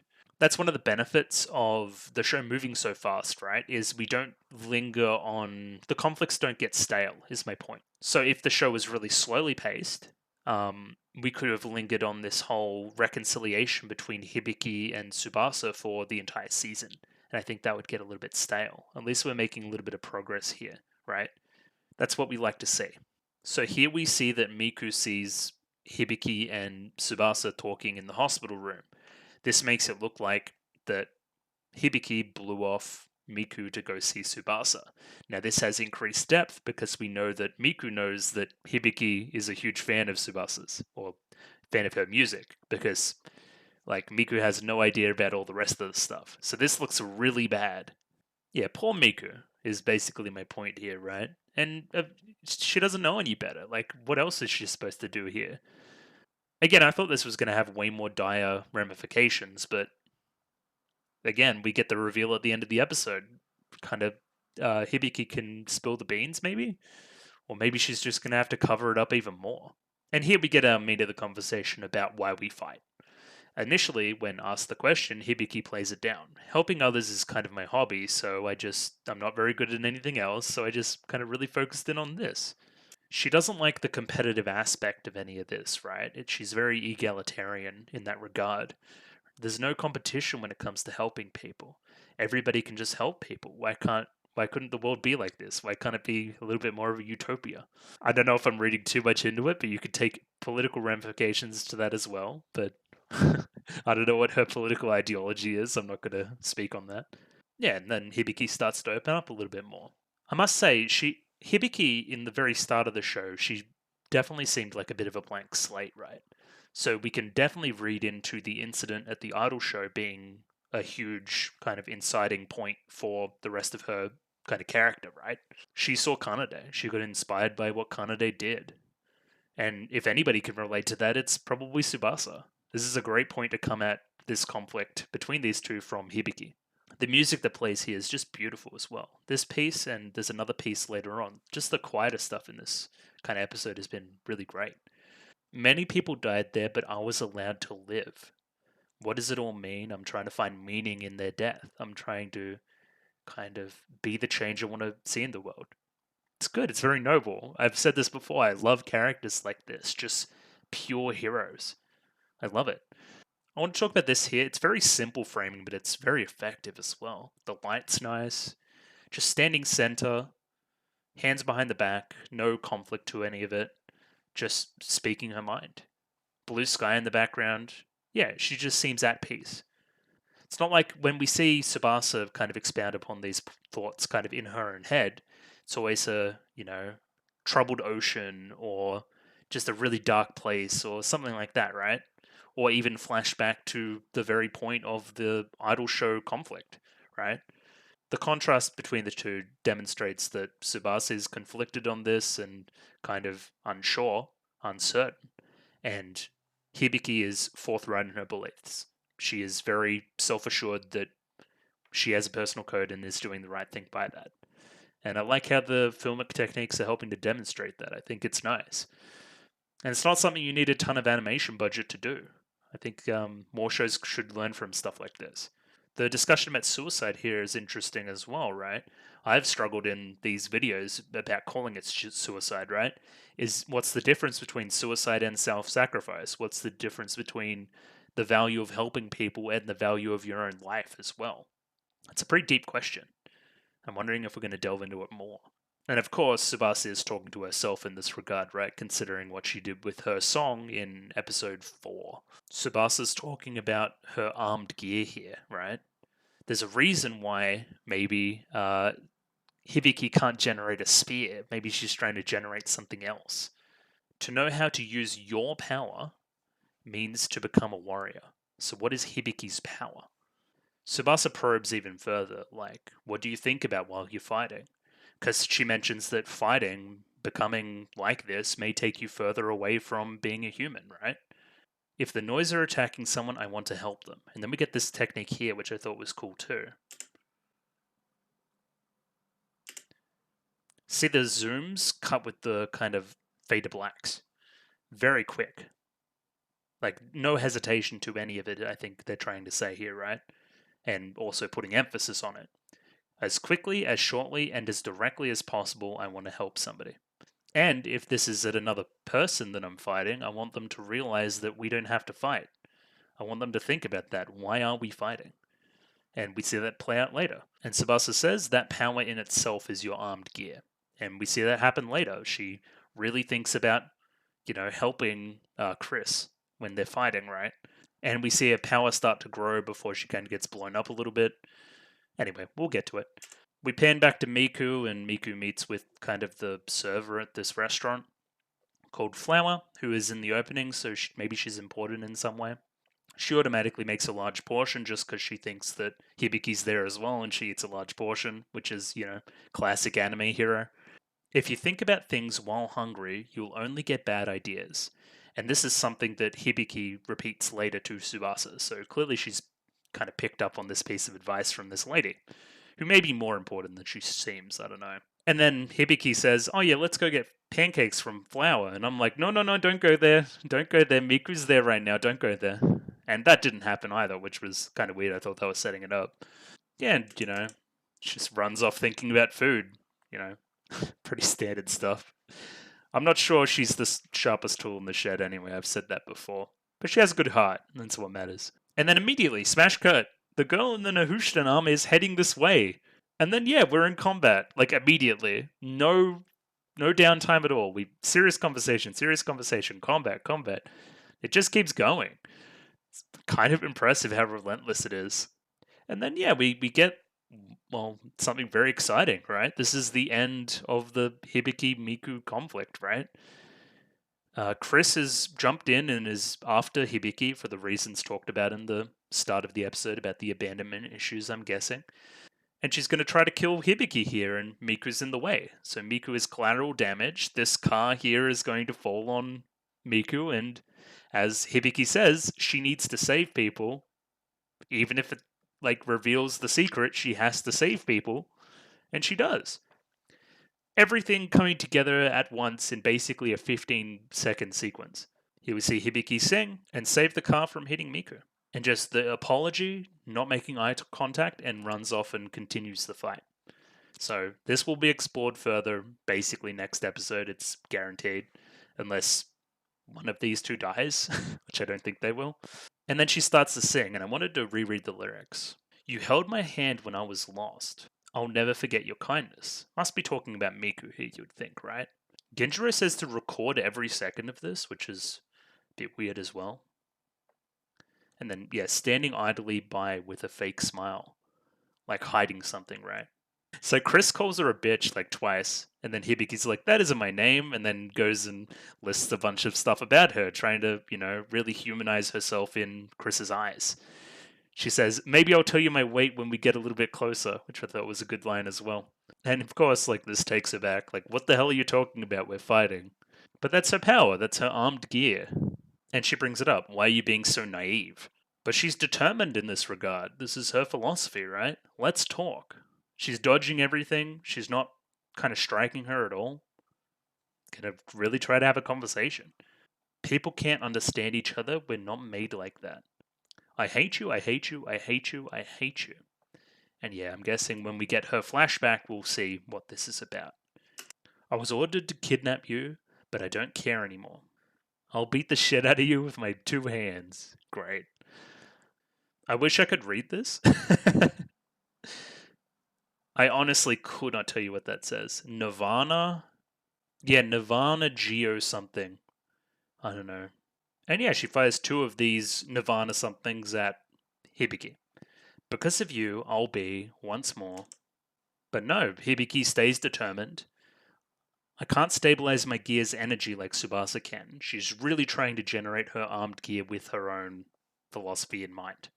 But instead, I should put all that energy into my punch. I am the sound that echoes on her head with a smile sing on with us. Okay. Hear my feelings, the scream of my heart. And gives her a big punch in the stomach. Kind of breaking the armor in the process a little bit. To be continued, so this fight is not over, and we'll see how the armed gear manifests itself eventually. I'm going to imagine it's not going to be a spear. Or maybe it will be, I don't know. Because she still needs to dispatch the noise. Either way, that's the episode. I wanted to talk a little bit about the ED as well. Now we can pretty much associate this character with Chris, I think. I'll just have a quick read of the lyrics and maybe summarize at the end. I still don't really get it. She says her heart's full of despair, but she's reaching out for a piece of a star. When will these days end? Like this kind of vibe, right? Can't really relate that to much that she's done so far. Maybe it'll gain meaning later. But yeah, either way, that was episode 6. And yeah, again, probably my favorite so far. Really cool episode. Lightning fast pace. I'll probably make this the main subject of my thumbnail and stuff. It's the main prevailing feeling I have going from these 2 episodes. But I can't say I didn't like it either. I don't know, it's got its charms, doesn't it? For sure. It's probably not how I would have done it. I mean, at this kind of story pace, we should probably be on episode 8 or 9 maybe. But it's working. I'm not disliking it, so keep doing it if it works. It makes your show unique at least. Anyway, we're gonna follow what through lines have we got now? The whole Miku thing, just like he can go anyway now. What is Chris's deal? We're still following this Fine Ryoko thing. I'm really not sure, but it really seems like Ryoko's bad. Like really. And yeah, Tsubasa finding a reason to fight. That's going to be a huge thing for her. So yeah, those are our kind of plot threads to follow. And yeah, we're gonna have to find out that next week. Just gonna do my shul stuff quickly. If you like the video, consider liking the video. If you like the video and want to see more, consider subscribing to the channel. Comment below anything you thought about the episode, anything I could do to improve my presentation, comment below. And I'm doing follow for follow on Twitter, so follow me on Twitter if you'd like me to follow you back. Oh, and the Discord. Don't forget about the Discord. Please join the Discord if that's something that interests you. It's probably the best way to personally message me and talk about my videos and, I don't know, do other stuff. Again, I'm very new to Discord, so please help me in that regard. Rightio. Thank you very much for watching this week, and I'll catch you guys again next week. All right. Catch you later. Thank you. Bye.